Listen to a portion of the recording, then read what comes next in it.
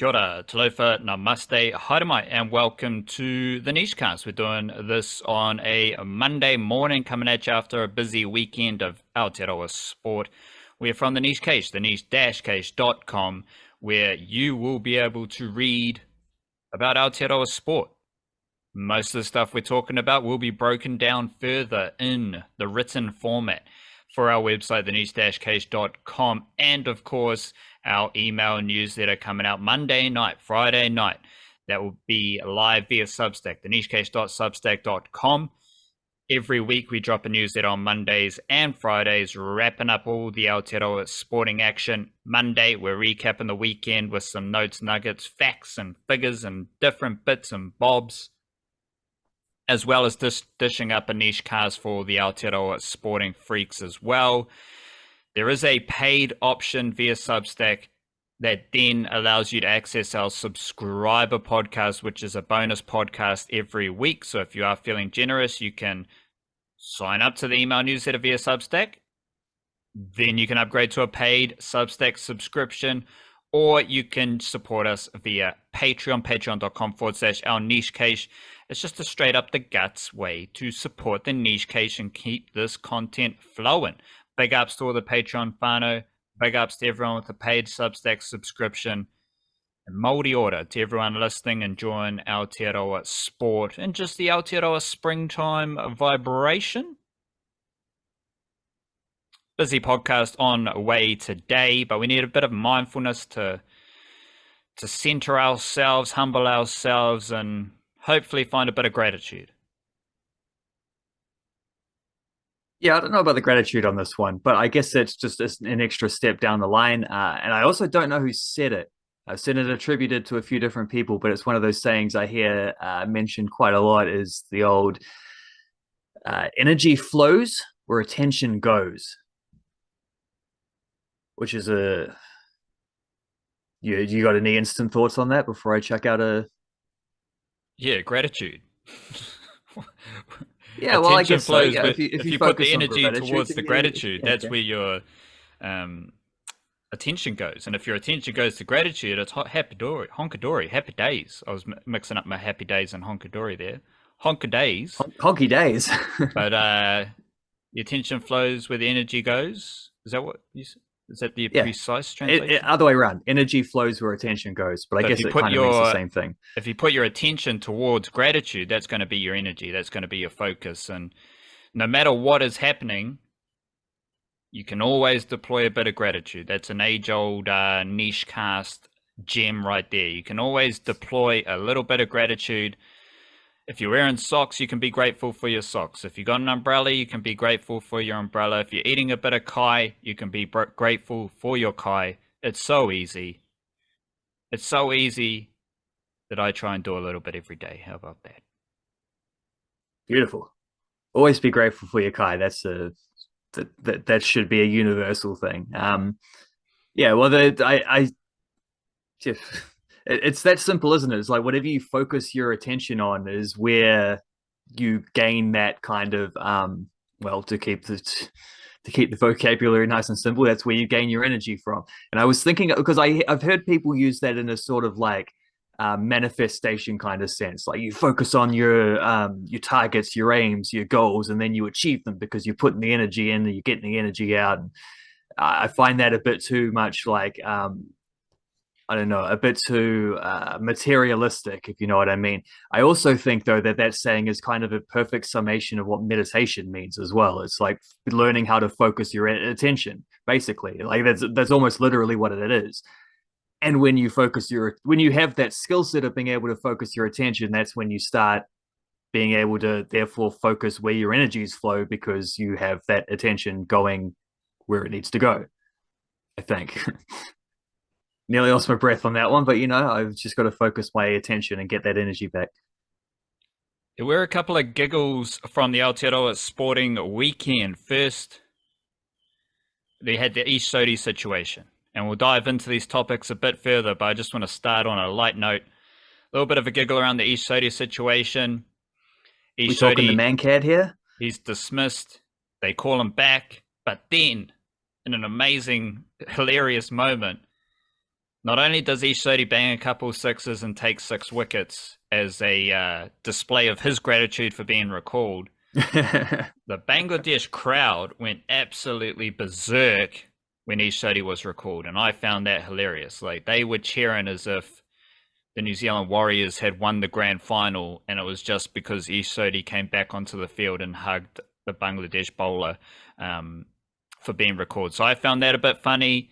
I also found your thing about the graffiti on the container ships. That was quite funny as well for the National League game, National League football, domestic football in Aotearoa.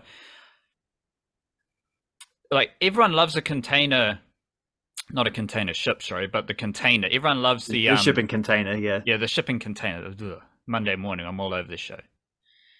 Everyone loves a container. Everyone loves a shipping container.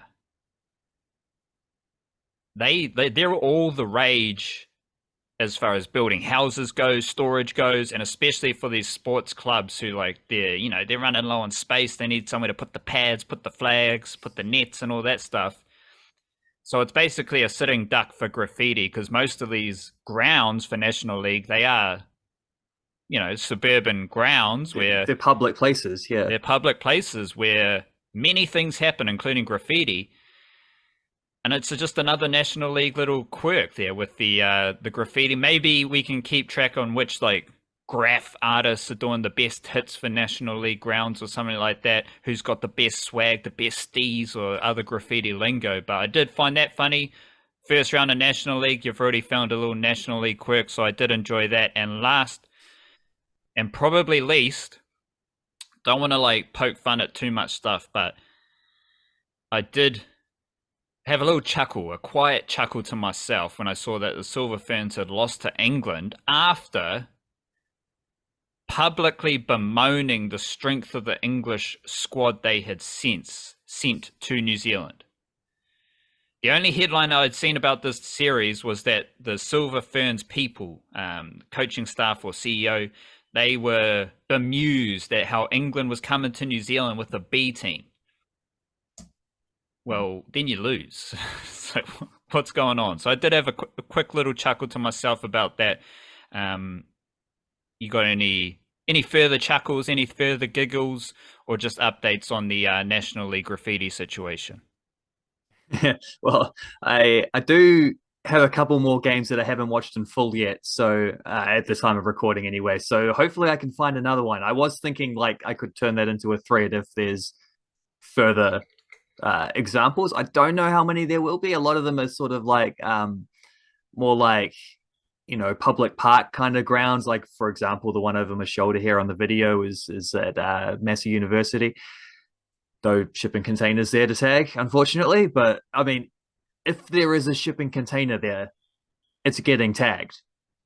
Like, there might not be shipping containers at all the National League grounds, but if there are, it's going to be tagged. it's probably within 24 hours of turning up. It's simple like that. One was Fraser Park, where the Wellington Phoenix reserves play, and the other was Memorial Park in Manurewa. So that one was a little bit off in the distance. I don't know exactly what those ones were doing. The other one was definitely what you're trying to say. The the old the gearbox kind of thing. I've seen, yeah, the shipping containers around grassroots grounds is just it's a very common thing, and they're all tagged. And I hope I will be able to find some more. I will see how that goes. I did have a good chuckle as it was happening at the Mancad situation too, because I was watching it on silent. I had it on my phone, watching it silent because the Warriors were on at the same time, so I didn't hear what was going on. I saw the dude, I want to say stump, but it's technically a run out, isn't it? Which was devious as hell because he hadn't warned him that I'd noticed. And maybe he did and I didn't see it, but I don't think he had warned him. He looked like a real young dude as well who was bowling. And it was one of those ones where if he'd just gone through with his bowling action, Sodhi would have been fine. Like, that he wasn't rushing up or trying to get an advantage. He just moved slightly early. And because the guy slowed down to not deliver the ball and knock the bails off, that's the only reason that he had left the crease at that point of time. So they appealed, and the umpire looked like he was almost like reluctant to go upstairs. But he's like, "What can I do?" And the third umpire's like, "Yeah, hands are tied." He was out of his crease by like a centimeter. And the funny thing about it is the reaction was hilarious. But I noticed as well. Well, first of all, because they had to give him out, Sodhi did seem to give a little bit of a serve to the fella with a smile on his face, as he does. He's a nice bloke. He wasn't going to go crazy with it, but he definitely had a word to say about it. And you could kind of see that the Bangladeshis felt bad. Like in the instant, once they saw the replay on the big screen, they're like, "Oh yeah, that's we probably shouldn't have done that." But you don't often see them recalling like that. It was a beautiful bit of sportsmanship, and it got a beautiful response from the crowd, from the players, and then a ruthless response from Sodhi taking brutal revenge with a few more sixes and then a bunch of wickets. It was a, a weirdly memorable instance from a tour that could have gone by without anything being memorable about it. It's that kind of one. It was also, they did win too. Black Caps did win that game. It was the first time they won a game in Bangladesh since I think 2008 in an ODI. So good yarns there. Good chuckles. Now we got to talk about the depressing fact of the Warriors losing, don't we? Well, let's just keep it smooth. We'll talk about the Black Caps because I did like the old sledge hug combination. That was a classic. That's classic. Like the sportsmanship equivalent of block bash, isn't it? Or the bumper and then the Yorker. It's the old 1-2 combination. The Black Caps did win the second game. Obviously, the first ODI was rained off. East Sodhi did hit a couple of sixes down the order, and I keep thinking about Black Caps lower order batting ahead of the World Cup. Especially when you look at what happened with the White Ferns last night, Sunday night. The White Ferns lost to South Africa. Susie Bates, Amelia Kerr, Sophie Devine, and Maddie Green all scored less than 25 runs each. Amelia Kerr scored 22. The rest scored 5 or fewer. So the White Ferns runs came from Brooke Halliday, Hannah Rowe, Isabella Gaze, Jess Kerr, runs down the order. And then you look at who scored the runs for South Africa. 58 from de Klerk, 71 from Chloe Tryon, middle order runs. Not necessarily lower order runs, but that is just to highlight how important the lower order runs are in setting up an innings. Like runs from players who don't really score a lot of runs, to be honest. Brooke Halliday, Hannah Rowe, Gaze, and Jess Kerr. Those runs get the White Ferns over 200 and get them to 235, which is competitive, even though they lost. And I think I've got more information in the newsletter today. Everything we're discussing, there is more information in the newsletter, more details. I think the White Ferns are like 1-3 in ODIs this year, but they still put up a competitive 235 thanks to that lower order run scoring. And you look at the players who have scored a few runs for the Black Caps, East Sodhi, he had a knock in the second ODI. Kyle Jamison's had a little score. Ferguson's had a little score. Rachin Ravindra's not doing much. He's having a struggle city tournament, but ahead of the World Cup and on the back of that Bangladesh stuff, just like 20 off 10, 30 off 30. Those type of knocks from the bowlers in a World Cup are crucial. So East Sodhi kind of combined both. He scored a few runs, he took 6 wickets. So that was fantastic from him. Kyle Jamison took a couple of wickets as well. Tom Blundell's got a score. Will Young's got a score. Henry Nicholls has a couple of 40 odds. I think he's actually got 3 40 odds in a row. So shout out to Henry Nicholls. Too little, too late for World Cup selection, but he's out there trying. As far as kind of stinky performers go, Van Allen hasn't done much.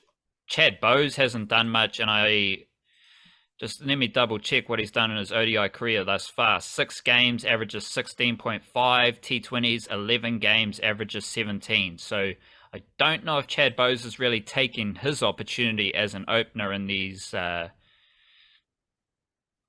B-teamish type of batting squaddy lineups that we're seeing. And neither Ravindra or Trent Boult has taken a wicket after they were both fantastic in England as well. So can't take anything from that first ODI. Apart, I think Will Young had a score.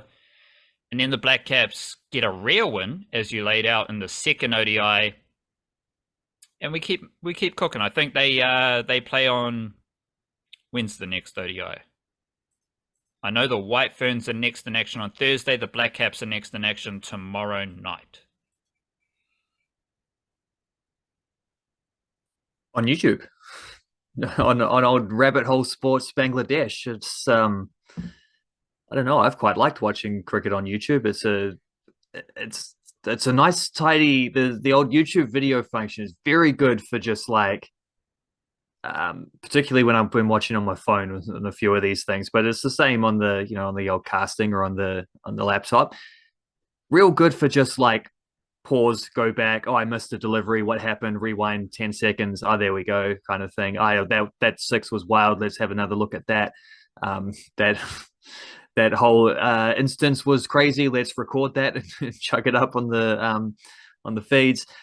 Dude, I quite like the old with full production value too. Like they've got overseas commentators and stuff on it. It's nice. I was a little bit worried when they said the game would be broadcast on Rabbit Hole Sports Bangladesh. I'm thinking, well, is that going to be like the equivalent of when National League clubs during the winter film their own football games and it's just the VO camera doing an automatic thing following the ball? I don't know, but no, it's good value that.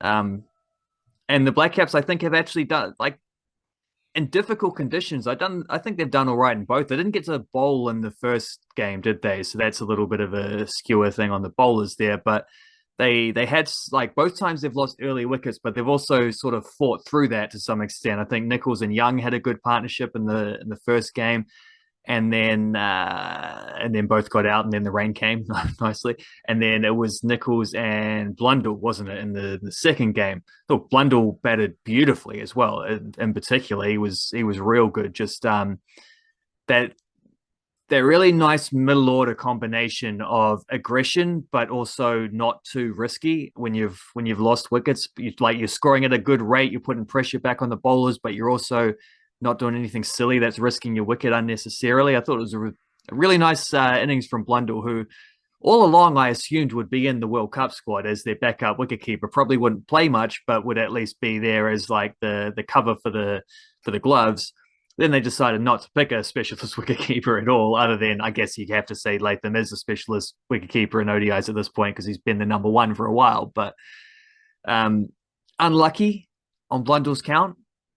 But I do think there's an all format player in there if opportunities do arise for him. But pretty important to see Sodhi doing good things, isn't it? Because I think he's going to be especially useful just as that attacking weapon through the middle overs in a World Cup in India. That's crucial. And lower order runs, as you say, is I don't think it's something. I think with the White Ferns, lower order runs is obviously a crisis that they just don't get enough of that stuff. Lower middle order even.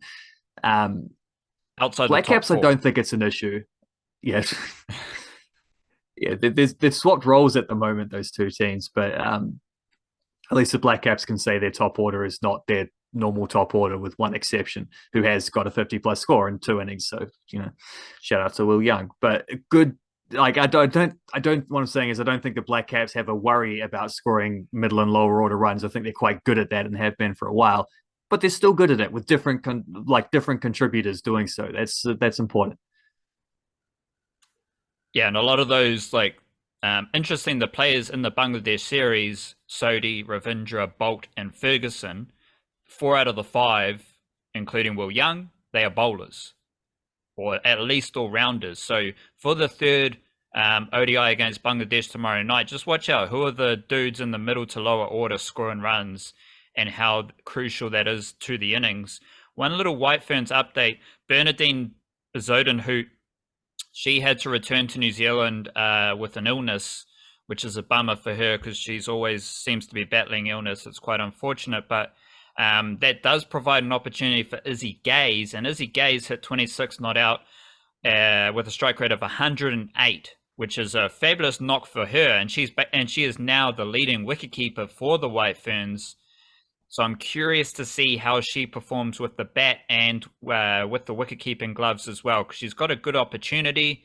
Yeah, but the White Ferns just don't win many ODI games at the moment. So we'll keep track of that, and we'll recap what's happened in The Thursday podcast won't be in time for the second ODI, but we will at least have the end of the Blackcaps series in Bangladesh, which we might talk about on the subscriber podcast before Thursday's niche cast.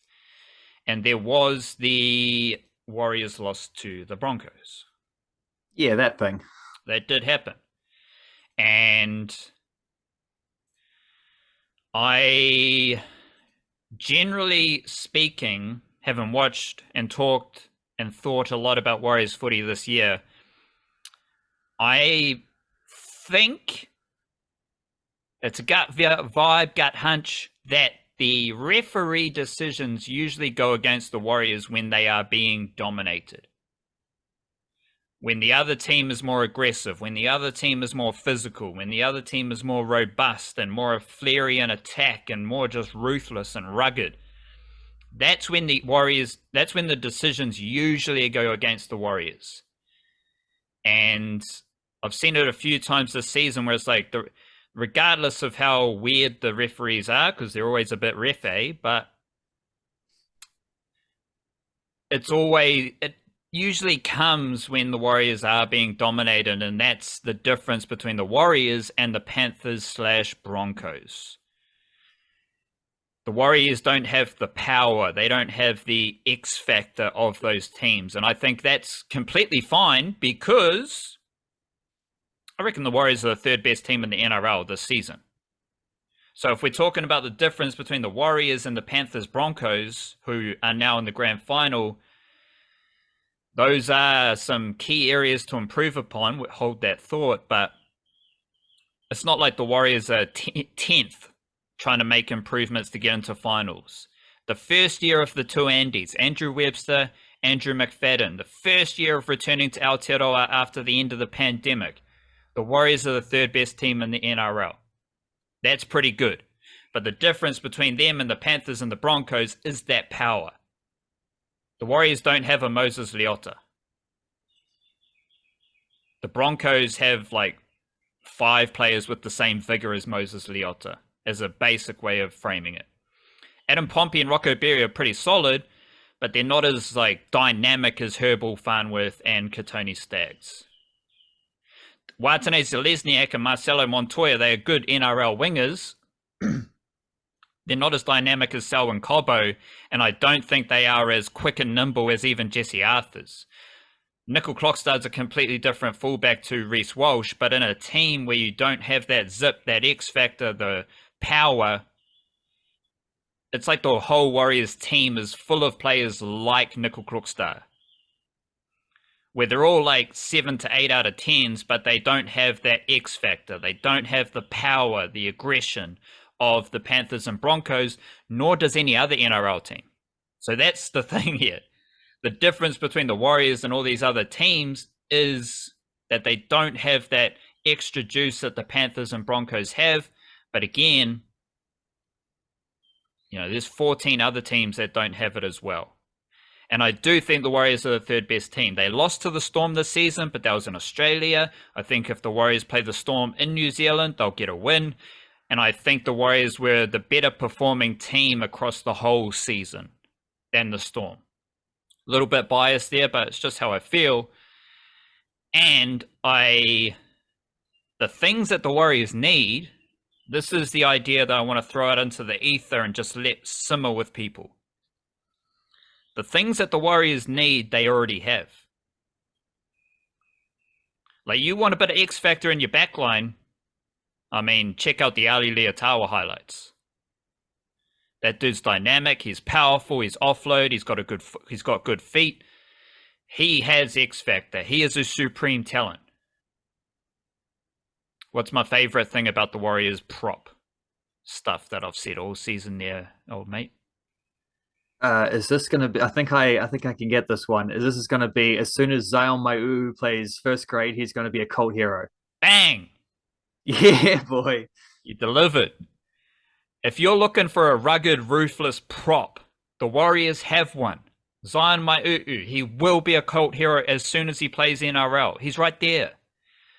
What did Sifakula catch the eye with this season? Shoulders. He whacks you. and he whacked Nathan Cleary on the chin. Like, when Ali Leotawa said, let's eat ahead of his debut, he wasn't saying that, like, in jest. Those dudes are all ruthless. They are all rugged. They are all powerful. 17-year-old Leka Halasima. Need I say more? You got Jacob Laban. You want some size? Isaiah Wagner. Patrick Moimoy's a robust, powerful centre who's played SG Ball, their New South Wales Cup. Like, everything the Warriors need, they have in their system. And those players have now ticked off, like, back-to-back high pedigree indicators. Most of them were playing in the best under-21s team in Queensland last year. Then they went into New South Wales Cup. They were part of a good New South Wales Cup team. New South Wales Cup team kind of struggled to go deep into finals because Halasima's not playing. Sifakula's not playing. Leotawa didn't play much in the back end of the season. And those SG Ball lads, they went up to New South Wales Cup. Eddie Iramia's massive.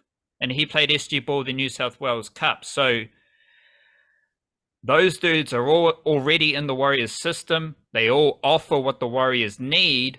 And I think the foundation is fantastic. Because you got a foundation of 17 nickel clock stars. For whatever reason, Bunty Afo and Tom Alley dropped out of the lineup, but I think that was because they weren't doing something Andrew Webster wanted. So there's room for them to develop as well, because what do they offer? Hard running, a bit of oomph, a bit of power. All of which is to say this season has established fantastic foundations, and the Warriors will show next year that their junior system's on fire, because the players that come into the team from within that junior system will add to the NRL team. That's a bit of a prediction. And I think successful teams in sports generally have the best youth systems as well. I suspect that's not in every case, of course, but I suspect that's probably the pattern, because when you have success in the first team, everything is clear from the top down. You can say, like, we want to develop players who play in this style because that's the style of our team, and they can see what that looks like by example, by a successful first team doing that kind of stuff. And what the Warriors have done throughout the year is really, like, recapture I won't say capture, I say recapture, like emphasis on the re. It's been there before, but recapture the imagination of basically the whole country, like during the Rugby World Cup as well, which is even more beautiful. And there's no way, like, we've seen how that feeds onto the energy of the of guys like, Sean Johnson and Dallin Watene-Zelezniak and these fellas, like, in the first team. That the guys below them aspiring to be there as well have that same kind of, like, that same buzz, that same energy, that same, like, clarity of what they need to do to get there. That they've really, like, they had talent already. Most academies do have talent, but developing that talent is quite hard. And it often, like, having a successful first team that can, like, inspire those beneath them, not just to be better, like, to develop and get better, but also to stick around, like, to not want to go to another team to go find their opportunities instead. That really does set things up. Like, the Warriors are in a pretty brilliant place moving forward. The only question mark I'd have on that is whether some of these younger guys will be able to come through in the next year to 2 years in order to still align with, like, Sean Johnson, Tohu Harris, or some of those older guys in the first team picture, because they haven't looked the same team when Johnson hasn't played. And if he doesn't play beyond next year, he talked about retiring. I could see him play another 4 years if he wanted to. He's playing the best footy of his career, so that's not necessarily an issue, but it is something you have to think about when your best players are over 30 is, how long can you sustain that for? Will these guys come through to replace them, or will they come through in time to play alongside them? In which case, if they do, like, the Warriors are already at worst the fourth best team, potentially the third best team as you laid out. But at, like, the worst case scenario, as you could say, I think it's a pretty clear top four versus the rest. And there's a clear top two within that top four as well. But Warriors were one game away from a grand final. If they can get those guys through quick enough to be impactful in the NRL alongside the team they've already got, plus chucking in a bit of, like, let's see how Roger Tuivasa-Sheck settles in next year. I wouldn't put too many expectations on there, but he is coming back. You know, he's a pretty talented fellow. Chanel Harris-Tavita is coming back as well, isn't he? As well, so there's that bit of extra depth. They're not really losing anyone important. I mean, a little bit more on top of what they got, and that is a championship contending team. Like if you keep the same roster, they're getting better. Like it's not like For you have sure, to yeah. add anyone. Like This the was same. the first year of a new coach. Exactly. Everyone's getting better in the system that Andrew Webster delivered. And you like Panthers, back-to-back champions, best junior system in the competition. Broncos, they're here now in a grand final, and I've talked a lot about how good their juniors are, specifically Kiwi NRL juniors, Dean Mariner, Xavier Willison. Interested to see what happens with Kaius Fa'atili in the Wynnum system as well, but the Broncos have young players coming out there wazoo. So they lose players, who steps up? Dean Mariner, Xavier Willison, and so on. So to your point, the best NRL teams have the best junior system, as well as the best NRL teams. And you can see how that flows through. But as far as the young players stepping up to NRL, like they're only going to play less than 10 games and play less than 30 minutes in those 10 games next season for the forwards. So it's not like you're looking for them to come in and dominate from, as 80-minute forwards. They're going to play bit part roles, but they all have power. They all have X factor, and they're all hungry. Updated Monday giggle. The Wallabies lost, so that was pretty fun to see. They were talking about like how Sonny Bill, like they call him Aussie Bill. And the little team was talking about how the how it was tough to watch and how much they were hurting. And I was thinking, I love seeing Australia lose, specifically the Wallabies. So shout out to the Wallabies for losing. On the back of what we were just talking about with rugby league, the Panthers have a young forward by the name of Preston Ricky, who's actually from the Hokianga region with Fisher Harris as well. I think that's a connection that might have got him to the Panthers. Preston Ricky has NRL potential, but there is he's only playing New South Wales Cup, and he might make his NRL debut next season. Who knows? But he is stashed in New South Wales Cup, and you look at how the Storm handled Will Warbrick, get him from Rugby Sevens, full season of New South Wales Cup, Queensland Cup, with Sunshine Coast. What do the Broncos have? Dean Mariner and Xavier Willison should be playing NRL every single week, but they don't because they're being brewed in that Broncos system. And I think that's just the development thread that the best teams have, where you get them, you school them in the fundamentals of your team style, your team structure, and you give them the opportunity to stack up week after week after week in reserve grade before entering the NRL. And I think that's the opportunity for the Warriors and a lot of those young players.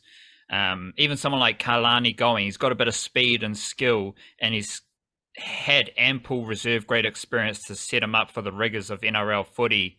So that's another thread that the best teams have. Shout out to the Bulldogs. They did win Jersey Flag, but you compare this stuff to the Bulldogs. The Bulldogs paid a transfer fee to the Broncos to get Karl Oluwapu, who won them a Jersey Flag grand final. Money well spent. Yeah, exactly. So that's the difference, where the good prospects, the great young talents, they are given time, and there's a slow burn to their development, where the struggling NRL teams, they want to get the youngsters in ASAP, and they can't sustain the rigors of NRL footy over a week after week after week. I think the Bunnies, Rabbitohs won New South Wales Cup. The Bulldogs defeated the Roosters. Roosters had Tavita Henare-Schuster, who Cassius Tia, young halfback from Auckland. He was halfback for the Roosters. And Salesi Fakete scored a try. They also had Lafi Toanavai, I believe his name. Benaya Iowalu was 18th man. The Bulldogs, Karl Oluwapu Randwick Jr. from Wellington. Keep that in mind, he is from Wellington. And I believe they also had Famai Toilalo, who is an Otahuhu junior. The Bulldogs have a lot of Kiwi NRL junior systems, but again, one of my annoyances with the Bulldogs is that they don't play. So, like the Bulldogs under 21s, they could have 5, 6, 7 Kiwi NRL juniors in their team, but they don't play for whatever reason. So we have to see how that goes. NRLW semi-finals were epic. NRL was a bit like the two best teams just dominating other teams, and that was cool. But NRLW, you had the Knights defeating Broncos 30-24. The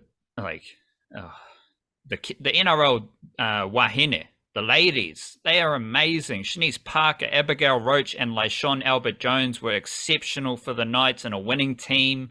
Home game for the Knights, it was epic. Nita Maina coming off the bench, dynamic running hooker as well.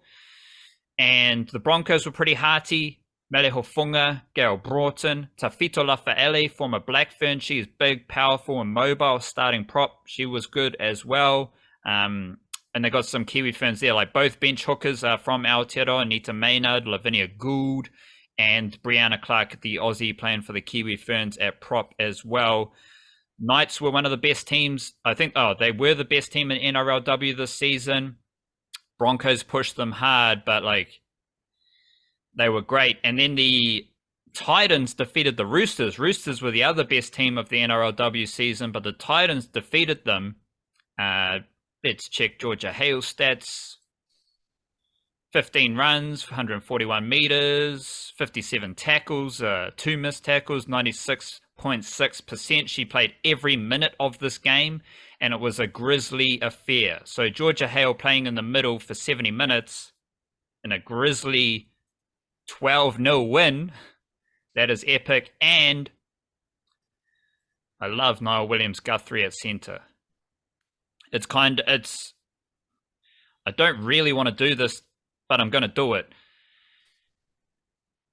The comp for her as a centre is Steve Matto. Like, just really solid in attack, but if you run into her, you're going to feel it. That's how good she is. And I'm putting her in my upper echelon, my top tier of Kiwi Ferns centres. Prior to this round of finals, I think I settled on Shanice Parker and Mele Hofunga as the best centres, because there's a lot of them. There's like maybe 8 playing NRLW. After finals, Abigail Roach was fantastic for the Knights as well, and I'm also chucking Niall Williams-Guthrie into that upper echelon. I don't know how you select 2 centres for the Kiwi Ferns. They do have 7 to 8 options who can play other positions, but Niall Williams-Guthrie deserves to be in the upper echelon bracket, along with Abigail Roach and Shanice Parker, Mele Hofunga. So shout out to her. Shout out to the Titans. They are a really good rugby league team, defeating the Roosters, and Knights and Broncos played out a banger as well. Loved the NRLW footy this weekend.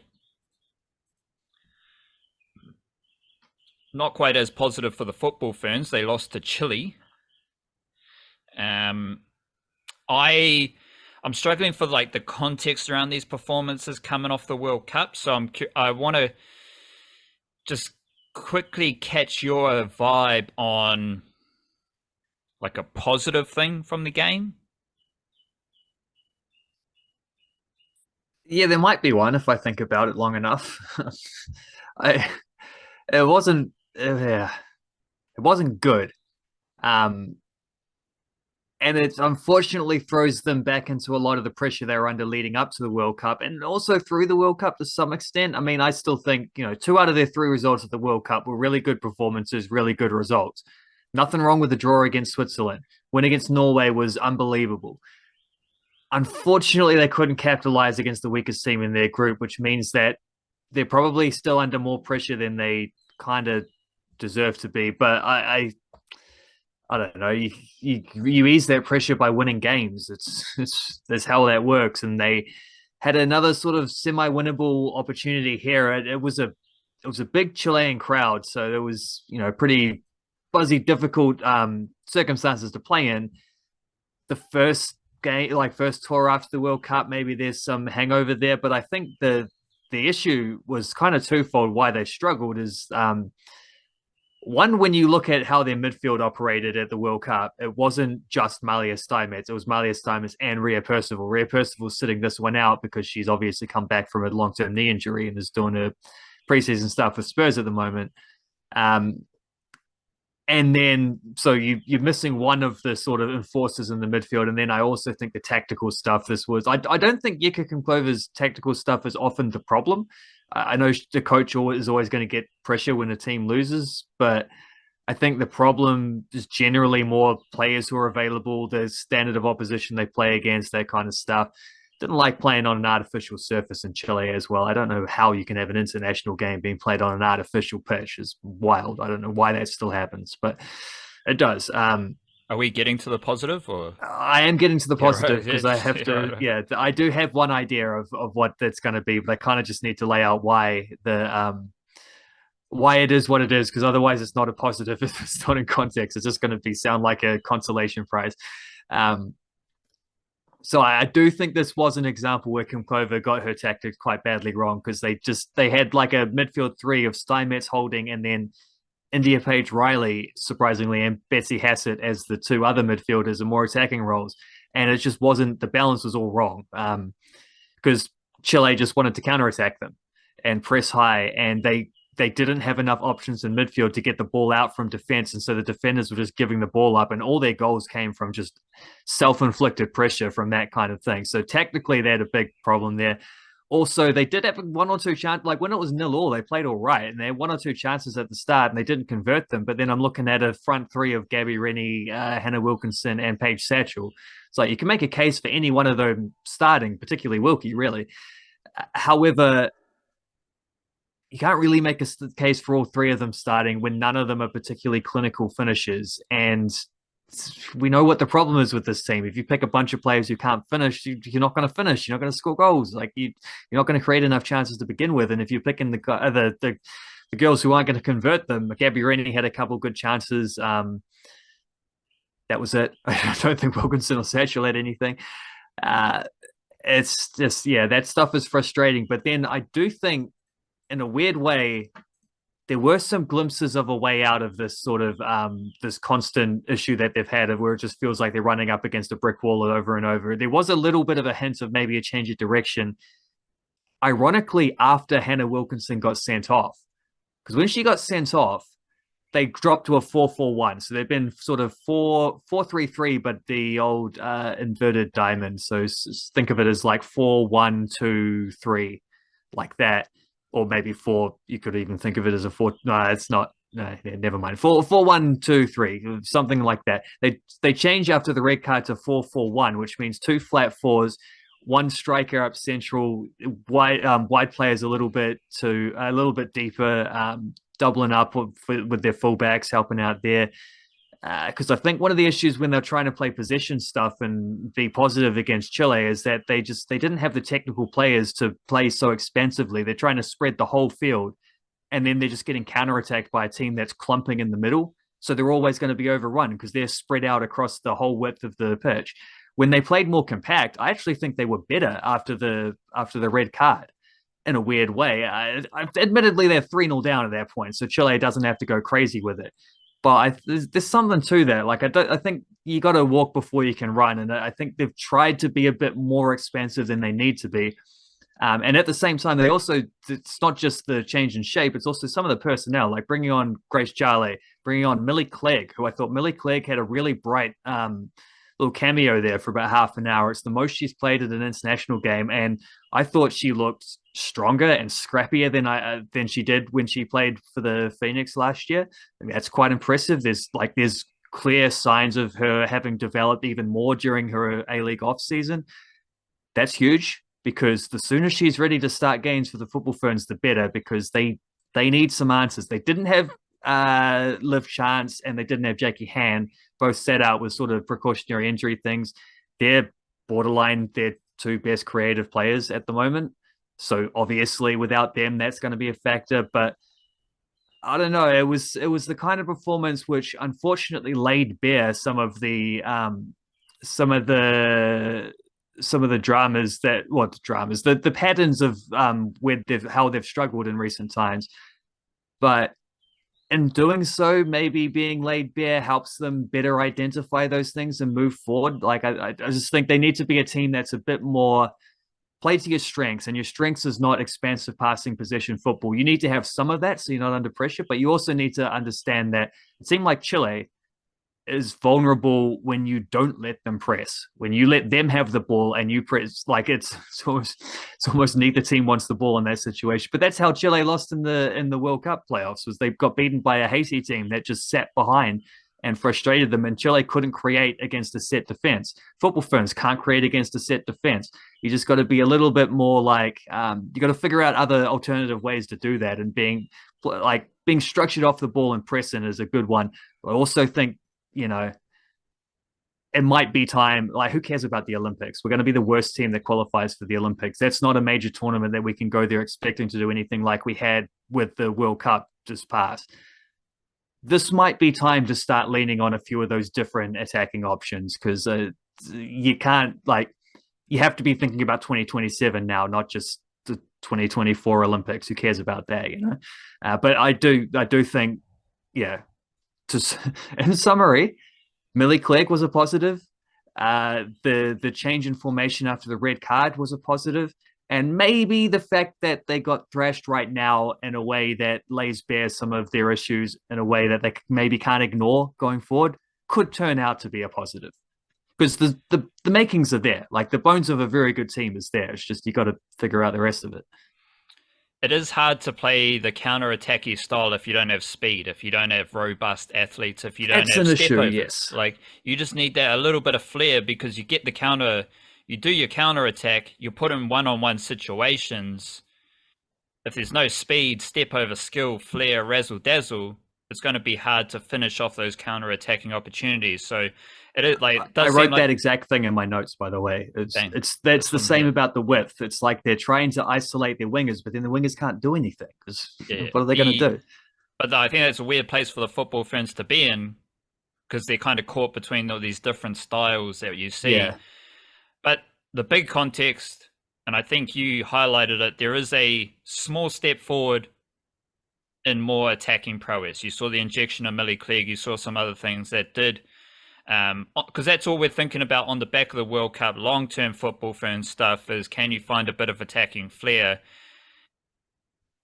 They have shown a few small steps, but also we're seeing in the Flying Kiwis, we're seeing in the National League, we're seeing in the age group New Zealand teams, there are those players coming through, which brings us to National League football.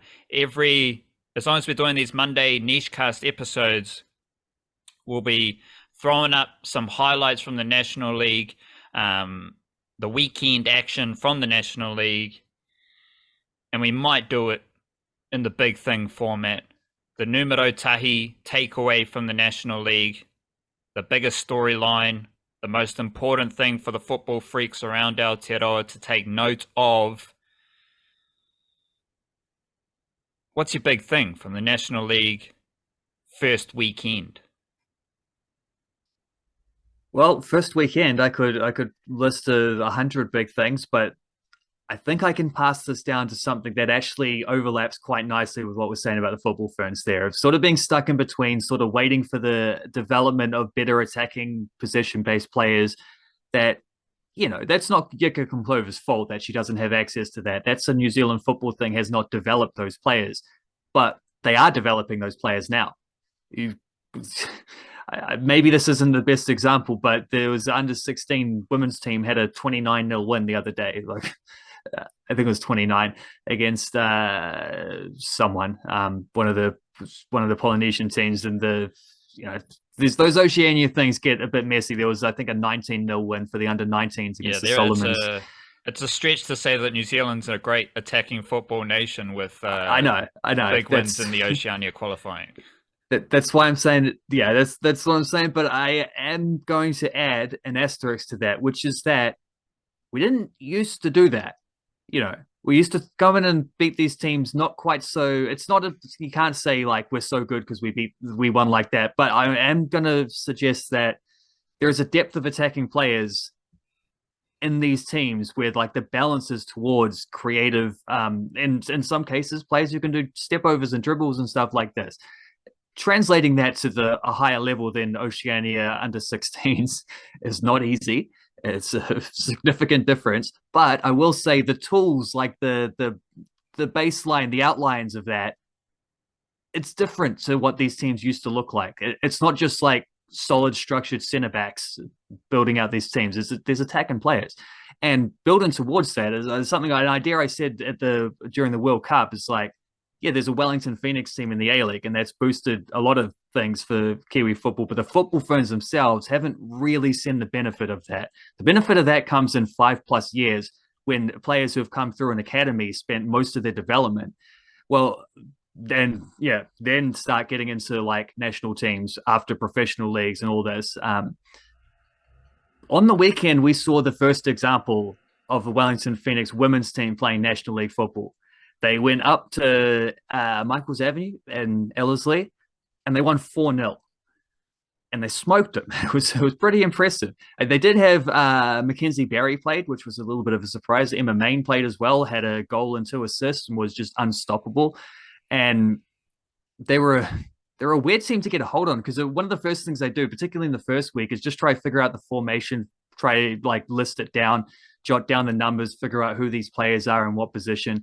I'm trying to do that for the Wellington Phoenix, and I legit, like, normally after 5 minutes you can get an idea of, is this a 4-4-2, is this a 4-3-3, is this a 4-2-3-1, 4-3-3, 4-2-3-1 are often kind of the same, but is it a 3-5-2, 3-4? You know, these kind, you normally get an idea after a few minutes. It doesn't take that long once you look for it.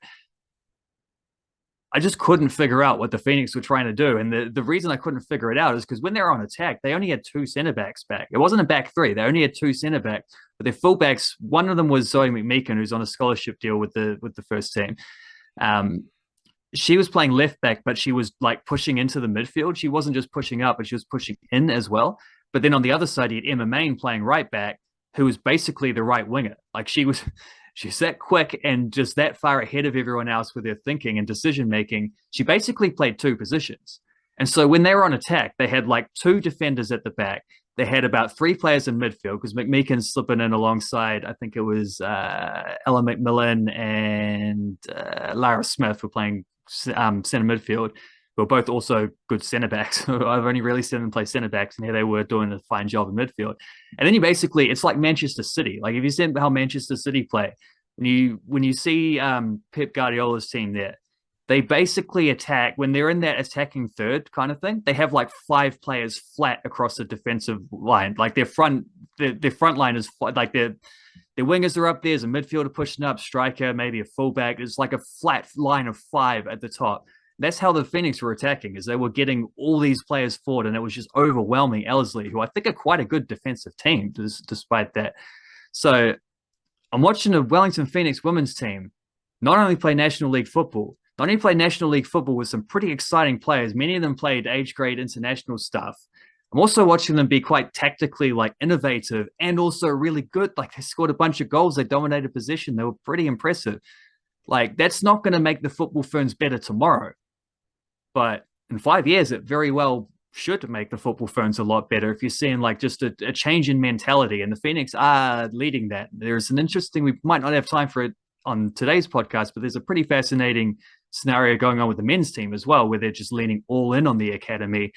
And their academy team, they lost 1-0 to Auckland City, but that was a young defensive team. Like I was looking at, they didn't have any first teamers. They didn't have hardly any of the first teamers who have been sort of fringe first teamers, even like the guys not on senior deals, but who have been training with them or hovering around match day squads in those Aussie Cup games. I think Ben Wallace played. He was the only one who's been involved in either of those Aussie Cup match day squads, and he got 0 minutes. Like he was an injury time substitute in the first Aussie Cup game. That then they held out Auckland City, and under strength Auckland City didn't have Ryan DeVries, didn't have Emiliano Tade, Cam Howison only played on the bench, but it's still Auckland City, and they only lost 1-0. Didn't really look like scoring, but they also like defensively held them off for quite a while. And there's dudes in that team playing for first team opportunities too, because there's still scholarship deals to be announced. We don't want the Phoenix to be the only pathway. Like we want a variety of pathways, but a strong Wellington Phoenix academy system on both sides is definitely good for New Zealand football. And they're they're leaning pretty heavy into that at the moment. I think we saw two fascinating examples of it on the weekend, but in particular, what it means to have that women's team, because at least there was already a men's reserves team. Now the women's team, they didn't exist a year ago. Now they do, and they're winning National League games 4-0, you know? So week one of the National League, there's a big Wellington Phoenix focus. Like both teams, pretty solid performances. Both teams highlighting the depth and general talent of New Zealand football.